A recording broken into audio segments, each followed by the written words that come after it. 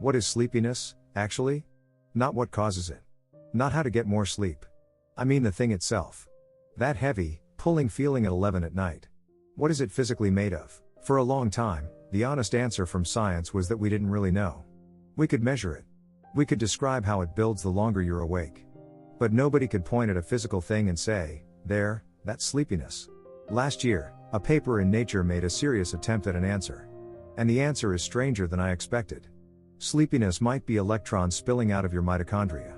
Let me walk you through how they got there. The researchers started by looking at the brains of sleep-deprived animals and asking a simple question. Which genes get switched on when something has been kept awake too long? The result was oddly specific. In one particular group of sleep control neurons, the genes that got turned up were almost entirely genes for mitochondrial respiration and ATP production. Not stress genes generally. Not neurotransmitter genes. Energy machinery, and that signature showed up in those sleep control cells specifically, not across the whole brain. That's a strong clue. It says whatever sleep pressure is, it's being tracked by the power plants inside one small population of cells. So here's the mechanism they pieced together, and it hinges on a mismatch.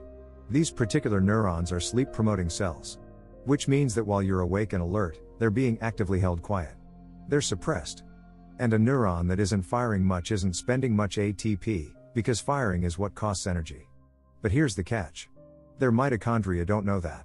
They keep doing their job. They keep stripping electrons from the food you've eaten and feeding them into the electron transport chain. So you get supply without demand. Electrons keep entering the chain, but the chain isn't being drained fast enough, because there's no big ATP demand pulling it along. And an electron transport chain that's backed up starts to leak. When the carriers in that chain are saturated, electrons find another way out.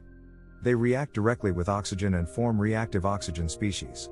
Those are the reactive molecules that damage lipids and proteins if they accumulate. Now here's the elegant part.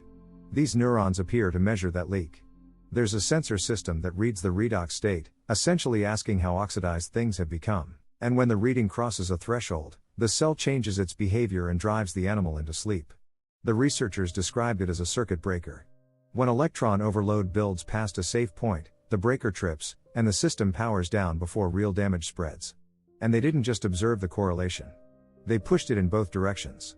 First, they engineered a way for the excess electrons to escape harmlessly, bleeding off the overload without letting it build. The drive to sleep went down. Then they went the other way. They forced more electrons into the system without increasing energy demand, deliberately widening the mismatch. Sleep pressure went up. Same mechanism, two directions, opposite results. That's the kind of experiment that turns a correlation into a mechanism. Now let me tell you the caveat, because it's a big one and you deserve it up front. This was done in fruit flies. Not humans. Not mice. Flies, and I'm not going to dress that up. The electron transport chain is ancient and it's essentially the same machinery across almost everything alive, which is why this result is exciting, and the researchers think similar mechanisms may govern drives like sleep and hunger in mammals. But that's a hypothesis right now. Nobody has demonstrated this in a human being. So hold it as a beautiful, plausible, unproven idea. That's the correct amount of confidence. There is one more piece I want to mention, because it connects to something I talked about yesterday. When the researchers changed the physical shape of the mitochondria in those neurons, sleep changed with it. Forcing them into elongated, fused forms increased the cell's excitability and increased sleep. Fragmenting them did the opposite.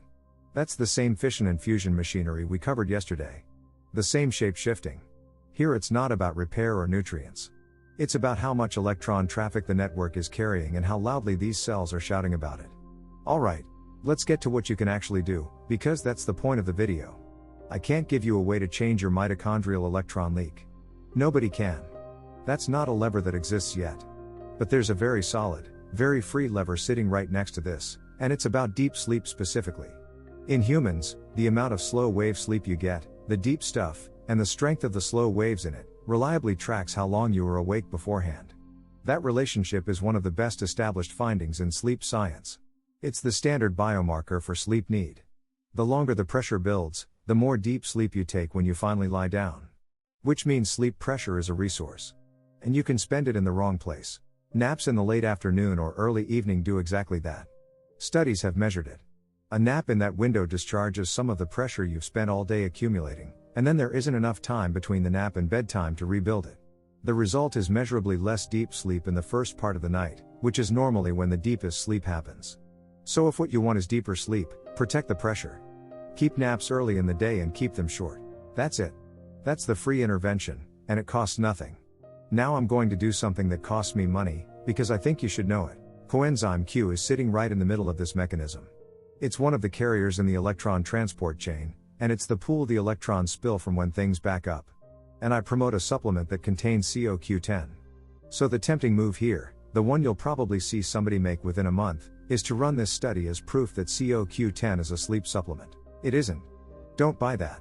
Read the mechanism again. The leak happens when that pool is overfilled relative to demand. Not when it's empty. This study is not an argument for taking more of it to sleep better, and anyone who tells you it is either hasn't read it or is counting on you not reading it. What CoQ10 actually does, the boring true version, is carry electrons along that chain in your cells every day, and levels do tend to decline as we get older. That's the claim I'll stand behind. That's the only one.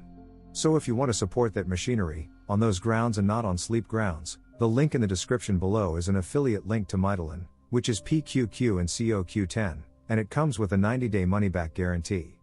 And if you want more of this, where I tell you what a study says and also what it doesn't say, subscribe.